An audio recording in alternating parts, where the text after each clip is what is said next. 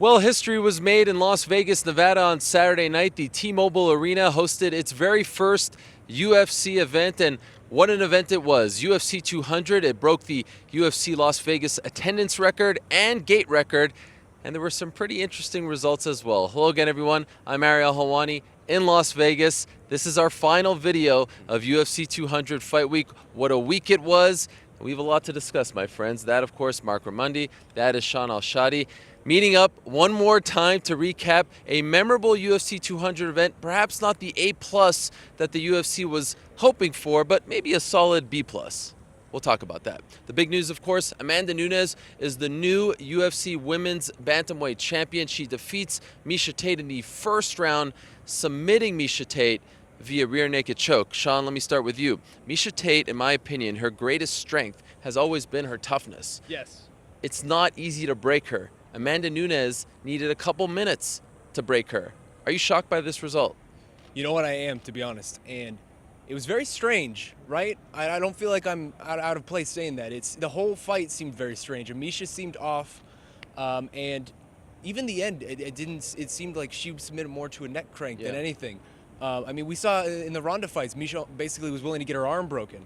It was strange, and you know, I wonder, you know, having been there on Friday morning for the weigh-ins and the whole weigh-in fiasco there, her and her team kind of try to downplay that, but I do wonder if that had any effect, if she maybe had a bad cut, if she came in there slow, because she seemed tentative. She just didn't seem like the Miesha Tate that we're used to seeing, you know, the person with the incredible will, incredible heart, willing to go whatever lengths she need to go to. I mean, but you have to give credit to Amanda Nunes. That was a tremendous performance. That was basically a flawless performance, and she's the new champion. Credit to her. Yeah, couldn't agree more. Did the UFC gamble and lose tonight, Marc? Because we all know that at some point they're hoping Ronda Rousey comes back. She has a built-in rivalry with Miesha Tate. She has a built-in rivalry with Holly Holm. Of course, she also has one with Chris Cyborg. She has nothing to do with Amanda Nunes. Now, Ronda Rousey's return is big business in and of itself. But if you would have done Miesha Tate and Holly Holm, she's got that rivalry with either winner. The Nunes fight doesn't have as much juice. Did they lose money tonight as a result of this result? They probably did end up losing money. And I want to say first, obviously, congrats to Amanda Nunes for an incredible performance. Miesha Tate knew what was coming, and Nunes did it anyway because she's all about those first few minutes. And if you can weather that storm, you can possibly win the fight. And Nunes did everything she could in her power. Also, important to note that Nunes is the first openly gay fighter to win a UFC championship, which is a huge accomplishment. She's a pioneer.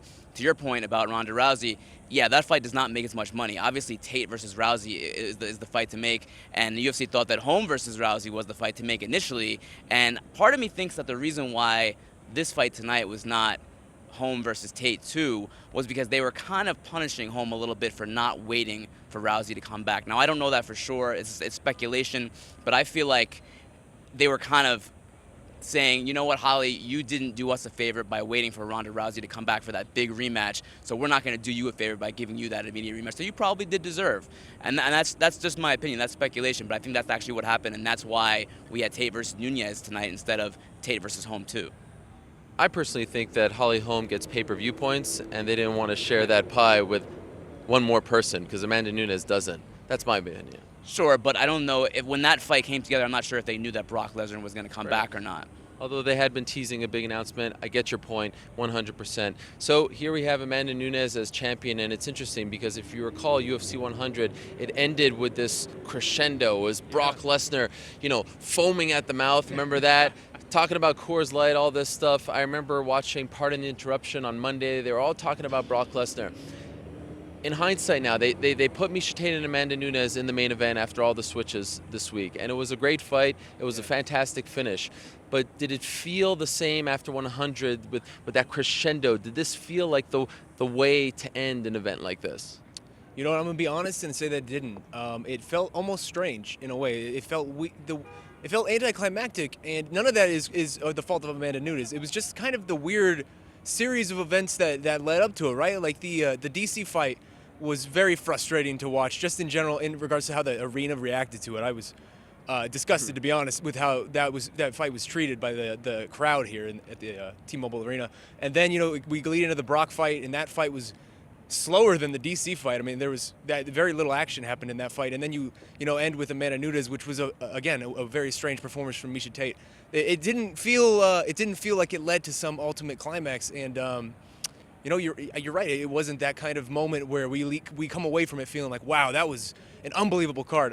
I mean, 199 felt like a much greater card than this, even with all the star power and everything. And it just goes to show you that you can't predict these kind of things. You can stack the card top to bottom. There's amazing names of it, top to bottom, but you can't predict how these things are going to play out. Okay, let's talk about Brock Lesnar. In the co-main event, Brock Lesnar defeated Marc via unanimous decision, and it was quite the sight to see. You know what I mean? It was pretty amazing to see Brock Lesnar back in there, especially with all the unknowns. Who knew how long he had trained for, how many rounds he had sparred, if any? I mean, who really knew what kind of fighting shape Brock Lesnar was in? And boy, if nothing else, he proved once again that he is a freak. He is a freakish athlete. He is larger than life. He defeats Marc. I'm still kind of blown away by what we saw, just because Marc is one of the toughest guys to ever step foot in a cage or ring in this sport. And at times, he was toying with him. Are you as surprised? Oh, yeah, very surprised. I think that it was a consensus, right, last night that we thought that Hunt would win. First round KO. Hunt never even got the chance, really. Lesnar took him down almost at will. Sure, Hunt stopped a few, maybe sloppy shots, but if Lesnar got Hunt against the cage, Hunt was going to end up on the floor 100%. And I didn't see that coming. I thought there would be maybe some takedowns, but I didn't see him completely controlling him 2 out of those 3 rounds. Lesnar is a freak, like you said. He's just a different kind of athlete. He didn't even seem to be tired in the 3rd round, and he was working really hard to get another 270, 280-pound man down, and he wasn't even really breathing that heavy. The guy is just another level athlete, and to come back after not fighting since 2011, and he said it. He was sick, and I think a lot of people said, yeah, okay, you had diverticulitis, but I think a lot of people didn't really appreciate how much that may have played into his performances against Overeem and Cain. I think most people chalk that up to Cain Velasquez is just better. Overeem was just better. Maybe you can start looking at that a little bit now after we saw Brock Lesnar come back and beat a top 10 heavyweight after being out for almost 5 years. Yeah, step aside Conor McGregor, Ronda Rousey, anyone else. Brock Lesnar may have the most leverage in combat sports now after a victory like that. I got the impression that he had a blast, that he loved every second of it, that he kind of surprised himself, and even at the post-fight press conference, he seemed to be enjoying himself as well. It's a one-fight deal. He didn't talk about his future, but I have a hard time believing Brock Lesnar isn't going to explore the possibility of fighting the octagon again. Do you agree? I agree with you 100%. And you say what you will about the fight. It was slow, but you got to be blown away by what this guy did. Like he said, this guy hasn't fought in like 6 years, and he comes back and beats a top 10 heavyweight with virtually no training at all. Like that's incredible. Or 7 years actually. I'm just completely blown away by it, and he is such a big, powerful man. Once he gets this collapsed around you, you're getting dumped. It's incredible, and it looked like you said he had a lot of fun this whole week.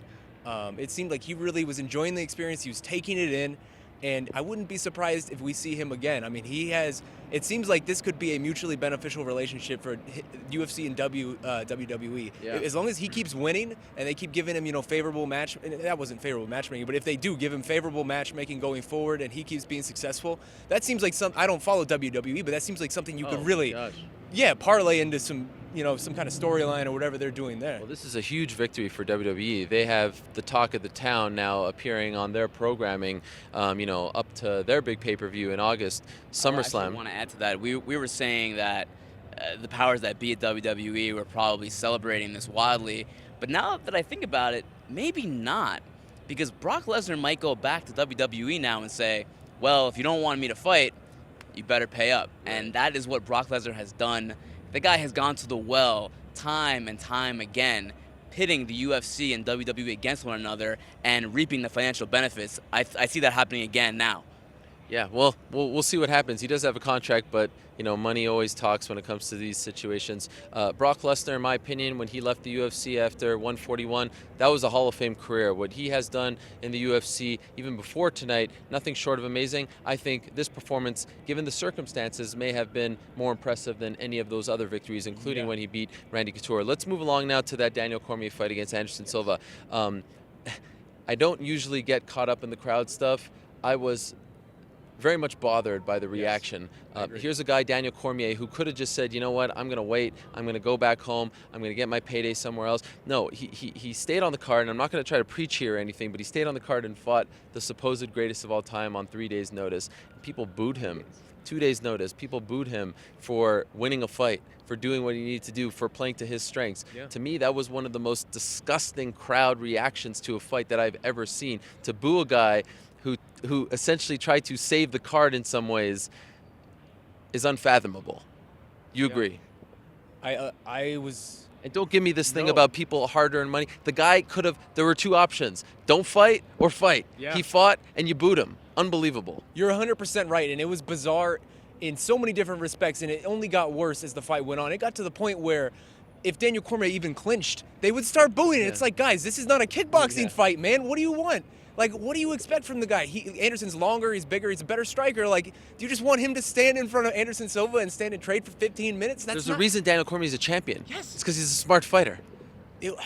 I said I was disgusted before, and I repeat that. It was. I'm getting you all riled up. No, because you're right. I don't usually get bothered by the crowd stuff. I don't let that get to me. But like that genuinely bothered me. The emotional roller coaster that guy went on over the course of like a 48 to 72 hour period. None of us and no one out there can understand what that was like. Yeah. He lost the biggest payday of his career, no question, and it was a big payday. And he didn't know whether he was going to get it. He didn't know whether he was going to fight. He has to go back and keep cutting weight. He doesn't know who he's going to fight. He just accepted a fight, like you said, against one of the greatest strikers ever on virtually no notice. And he goes in there and he puts up like 10-8 rounds, and people are just booing it. And it wasn't even a very boring fight, in my opinion. Like, he was working on the ground. He was stalling. And I want to say, I respect Big John a lot. But those stand-ups were utterly ridiculous. Like, that was just giving into the crowd. The second worse than the first, in my opinion. Yeah, and I can't. Yeah. It is just ridiculous, and I feel really bad for Daniel because it seemed like when the John Jones thing happened, the fans finally realized like this is a great guy that he deserves for us to support him. And that lasted all of like 36 hours. And then even when he walked out, people are cheering, and then immediately people start booing. And even at the press conference, he was just like, I can't control this anymore. I can't let it bother me. I can't dictate how other people feel. Now, Anderson Silva kneeling in the middle of the octagon, showered with praise, is quite the turnaround for a guy who at one point was the biggest heel in this sport because people thought he just didn't care. I know you sympathized with him a little bit after having gallbladder surgery around the same time that he did. Pretty amazing what he did in there, hanging with a Daniel Cormier on 2-3 days' notice. But do you agree with our sentiment here that it was perhaps a little too much? And you can also speak to the Big John McCarthy reaction to he should not be listening to the crowd, obviously. I think what Anderson Silva did was incredibly impressive. I will say that, can Daniel Cormier catch a damn break? The guy gets booed when he's fighting John Jones, someone who had a felony hit and run arrest. XYZ, you can name the things that John Jones has done that could potentially turn fans against him. Cormier is the heel for some reason in that he gets booed. Now the guy saves the card. What more can the guy do? Like, what can he do? Is it just because he's a nice guy? Do fans just not like the nice guy? They like Brock, coming in and saying, being bloviating and saying stuff. I don't know what it is, but I feel for the guy because that was disrespectful, downright disrespectful, getting on treated like that. Anderson on 7 weeks away from gallbladder surgery. I had gallbladder surgery, I think like 2 weeks before Anderson did, and the first 4 weeks, I felt terrible after surgery. I did not feel myself at all. So when Anderson said I didn't train for 2 months, I said to myself, yeah, I know you didn't train for 2 months because there's no way you can train after having that surgery. Now, it's not like an ACL where you're on the shelf for a bit, but you really just don't feel well for a while. And to have him do that 7 weeks out of that surgery, to hang with very much one of the best fighters on the planet is amazing to me. And maybe he fights a little bit at 205. Maybe that's a good weight for him now. Maybe not go back to 185. Maybe there's some fights for him up there. Anderson Silva, one of the greatest strikers in the middleweight division. Marc Hunt, one of the greatest strikers in the heavyweight division. Daniel Cormier, one of the greatest wrestlers in the light heavyweight division. And Brock Lesnar, one of the greatest wrestlers in the heavyweight division. What am I getting at? Everyone booed Cormier for forcing his game plan. I didn't hear that many boos and complaints. Nope. Brock Lesnar doing the exact same thing. Did you want Brock Lesnar to stand and trade with Marc Hunt? That wouldn't have been smart. He wouldn't have won the fight. Did you want Daniel Cormier to stand and trade with Anderson Silva? I guess you did. Let's move along. Let's talk about Jose Aldo beating Frankie Edgar. What a performance that was. So good. Turning back the clock, there were a lot of questions about Jose Aldo after getting knocked out in just 13 seconds by Conor McGregor around 7 months ago. Comes back against Frankie Edgar and really looked like his old self. Yes. The takedown defense was there, the striking was there, everything was there. Here's my question for you. Do you believe, as Dana White said on some television shows afterwards, do you believe that he will actually fight Conor McGregor again? You know, me and Marc have been arguing about this all week. I truly believe that Conor will still believe? I truly believe that Conor, win or lose against Nate, will come down and defend that belt once. Is there anything for him to gain from doing that fight again after knocking the guy out in 13 seconds? I mean, I can only speak for myself, but I am 100 times more interested in that rematch than I was before tonight. Okay, let me ask you. I don't mean to interrupt, but let me just get your take on this. Yeah. I do agree. And how about that picture that was taken of the Edgar Aldo fight in the background, and Conor McGregor, everyone is sitting and he's standing up almost eerily watching that fight. I'm starting to come around a little bit more on that now, and I really do think that I'm not a big fan of him going back to 145, but if big fights present itself, and maybe that is going to be a big fight, that was an impressive performance by Aldo, it could happen. He follows the money, there's no doubt. Were you as impressed? I thought it was virtuoso. It was old school Aldo, amazing, and I didn't expect it. It was probably, considering where Frankie Edgar is now, coming off knocking out Chad Mendes, breaking Cub Swanson, I think that this is one of Aldo's best performances, to be honest with you. The first 3 rounds were very close. I can't take anything away from Frankie Edgar. The first 3 rounds were very, very close, almost to the point where the first and the third, I think you could probably say, could have gone either way in some respect, but I had no doubt that Aldo won the fight. The 4th and 5th were definitely his rounds. And in the past, you were concerned about Aldo in those championship rounds. In the past Marc Hominick fight, he kind of gassed out a little bit. This fight, he looks fresh. He looked incredible in those late rounds, actually taking over the fight in those late rounds. One of his best performances. I mean, I'm actually very excited to see him. If he does fight McGregor, I'm excited to see that. And on a night where there were many impressive performances, perhaps none were better than Cain Velasquez's. Wow, what a performance that was. I mean, you talk about, well, we got to move along. We have a lot to talk about here. Cain Velasquez, what a great performance that was. An amazing win over Travis Brown, finishing him in the first round. Wow. Yeah. And then afterwards, calling for a heavyweight title fight. Do you want to see that? Did he do enough to fight the winner of Stipe Miocic versus Alistair Overeem? I think so. I think the thing with Cain is always going to be health. If he can stay healthy, and he can continually, keep doing fights, every 3, 4, 5, 6 months, then sure, I would love to see him back in there, because he probably is, one of the greatest heavyweights we've ever seen. It's just we can't see him. He fought like 2 or 3 guys over the last 4 years. If he's gonna, like I said, if he's able to stay healthy and he's able to throw these spinning wheel kicks now, which I don't know where that came from, but that was amazing.